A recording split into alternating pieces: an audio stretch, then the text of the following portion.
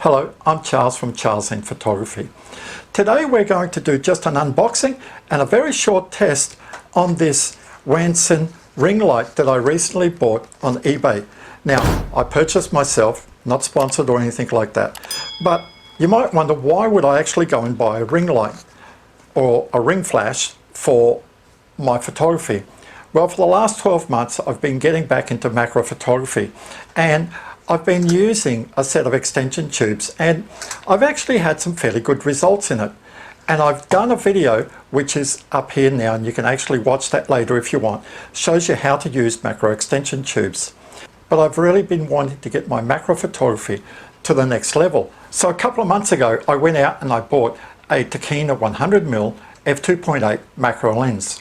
Now this lens doesn't have VR, but that really isn't a concern to me, because over 90% of the macro photography that I do is actually done on a tripod like the camera is mounted now.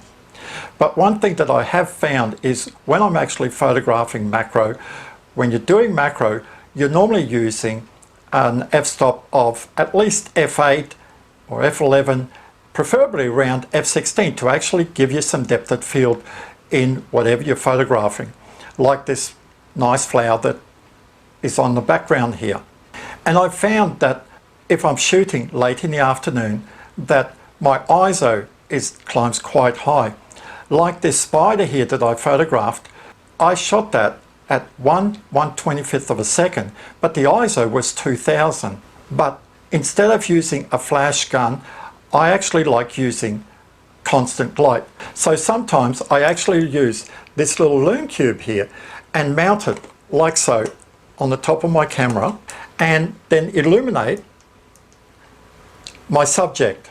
But what I have found is that it actually illuminates it like a dome. So the light is top heavy, and I've still got shadows down the bottom. So I was actually looking for something that actually gave me a more even light. About 3 weeks ago, I was talking to a friend of mine who'd also recently gone into macro photography, and he was telling me that he bought an LED ring light, and it was actually much better than the way he was doing it, which was similar to me with an LED light. So with Christmas just around the corner, I thought I'd order one of these so that over the school holidays and all that, I could have some fun shooting macro photography with my daughter. So this came in just a few days ago, and although it says in the description on eBay that it's actually a ring flash ring light, it's actually just a ring light. Now, the big difference between a ring flash and a ring light is that if it's a ring flash, the sender unit would have little pins down the bottom, whereas I'll show you on this one here, the sender unit on this thing doesn't have any pins to actually talk to the camera, and the power is on all the time. So now let's actually see what's in the box. So as you can see from up here, this actually is a photo to show you everything that's in the box. So we have spacer rings for all types of lenses. I think they start at around 52 or 49, they go to 52, 55, 58, 62, 67, I think 67 is the last one. So I'll put them aside. The power unit here, because it comes from China, is actually made for the Asian market, but they actually do supply you with an adapter which you just plug in. You can hear the click, it actually sits nice and firm in there. Now it has a sender unit. Now if I put the two of them together, you can actually see the flash here has the pins down the bottom, where the sender unit for the ring light, it has nothing. All it has is a small circle where you actually put a screw thread to put onto a stand, or put onto your camera if you actually want the sender unit higher. So we got some batteries here. We'll put the batteries in now, get it out of the way, put that away, put the box away. Oh, first, before I go to that, it comes with an instruction manual, 4 pages. 2/3 of this is all in foreign language. It gives you a very basic description of how to use it. And this is the ring light here. Now, I'll take the filter off. So it comes with a clear and an orange filter as well. And when we do the test, we'll actually compare them to actually see how our little flower here compares. Now this is the ring light here, and you can see all the little LEDs. Now, the one thing that it actually does state in the manual is that you should have the clear filter on at all times, because the little LED lights are very fragile, and the last thing you want to do is actually to put your finger on these, because your finger's always got a bit of natural human oil and all that, and these will actually burn out the little LED lights. So we'll put that back on there now, like so. Now, the one thing that got me to buy this is that most of these run on just battery power. This one here has got a beaut little function. You can actually plug the power into the side of the center unit here. Now, it does state that on 2 brand new AA batteries, you've got about an hour to an hour and 15 minutes of power. So if you're out and about and all that, you'd probably want to carry a couple of sets of batteries. But if you're at home, set up in an office and all that, and some people, when they do macro photography of small insects or flowers and all that, not to have a problem with wind blowing everything around and all that, they'll actually set up their lights and all that inside a room. So this would actually come in very handy, that you could actually just plug in straight from the electricity into the center unit here, like so, and you'd have constant power for as long as you'd want. You could have it on all day. And because they're LED lights, there's no heat involved. So that's a very good thing. The way this ring light actually clips in is, I'll find my adapter ring. It's a 58. There it is. 58. We'll bring my camera over here. Now, all that happens is the adapter ring screws, sorry, it's not 58. So we screw in the adapter ring, like so. That's it, nice and tight. Now, this Tokina macro lens, the lens does not rotate. It actually does say has a warning that if you're using a lens where the front of the lens rotates, then you just have to be a bit careful. So now all that happens here is I just grab the slot, the ring flash here, and it just slots in like that. Now, if we put the sender unit on, lock it in place to the top here. Now, I will show you that, as you can see, when it's down the bottom here, the cord actually runs down the front of the lens here. And if you're outside, this could actually get caught in twigs and all that. So they actually state that it's actually much preferable, if we take it off, it's actually much preferable to have it swung around like so. And you have the cord on top. You can see there, the cord is now on top and it's out of the way. And they say this is the best way to do it. So if I turn the power on, and you can see like the whole light is lit up here now.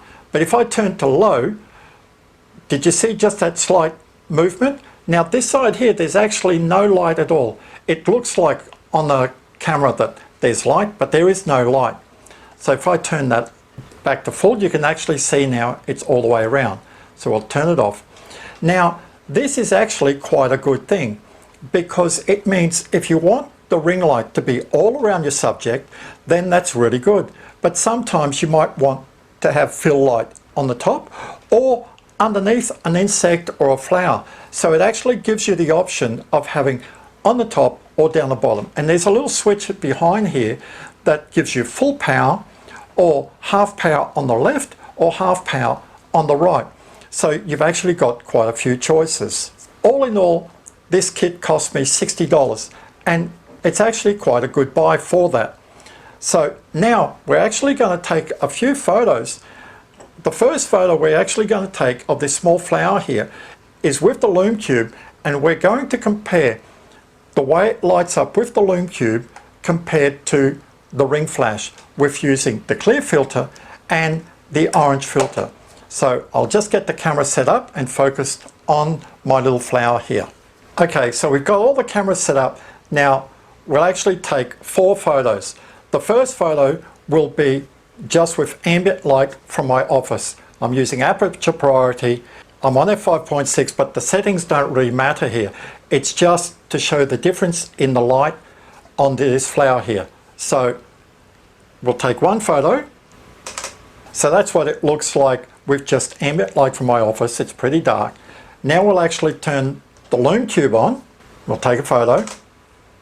Now, as you can see by this photo here, because the lume cube's coming down on an angle, we've actually got shadow underneath the flower. So now we'll take the lume cube off and we'll power up the ring light. That's it.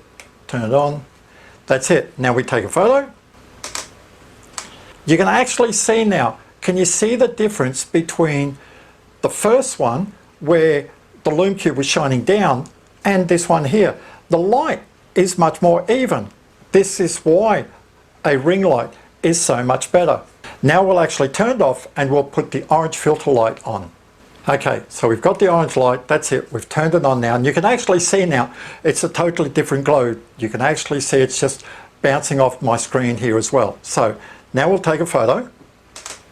Now you can see, like, look at the difference between the clear filter and the orange one. Now there are times when you might actually want the orange light depending on what you're photographing.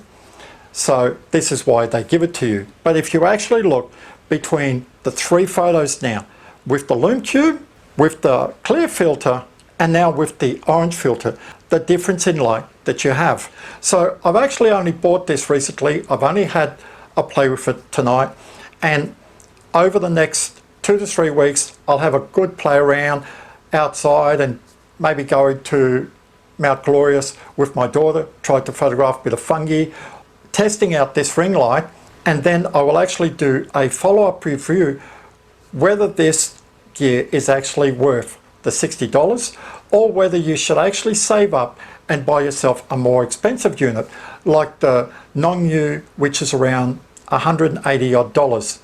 Now the difference between this unit here at $60, and they start on eBay around $35 to $39, $60 to about $70, and then there's a big jump to around $150, $200. But when you get to around the close to $200 mark, they actually become a ring flash. So the center unit here actually has the pins. Just to start off, I just want to see whether this gear could actually do what I want to do.